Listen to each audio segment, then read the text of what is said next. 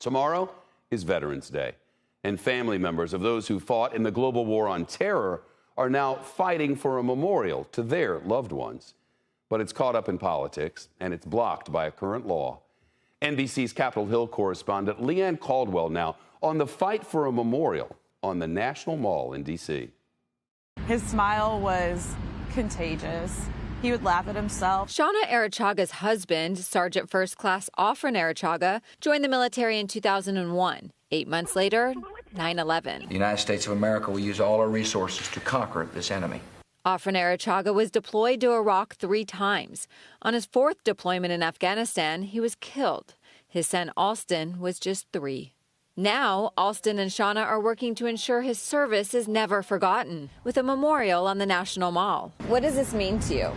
I feel like it would be just like more honor that can be given because of how long it took, how much time was put into it, and all the sacrifice. And it was just way too important to be swept off. More than 7,000 U.S. soldiers have been killed in the war on terror and more than 50,000 wounded. Gold Star families and wounded warriors are eyeing 3 sites on the mall, next to the Korean War Memorial, adjacent to the Vietnam Memorial, or on the banks of the Potomac with a view of Arlington Cemetery. Why here?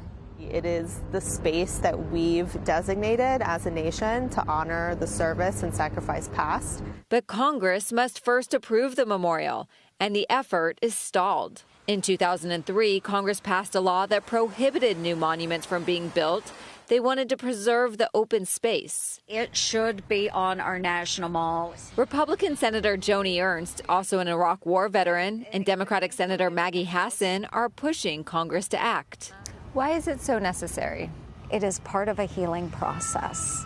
And for many American families, they want to know that their loved one will not be forgotten.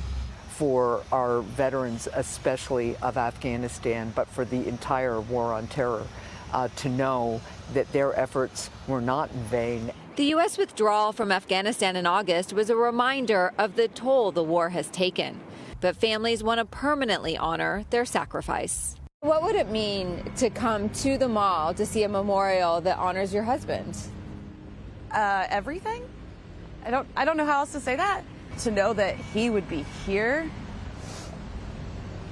Oh my God, the thought makes me want to cry. It's a big deal. It would be, yeah. Sorry.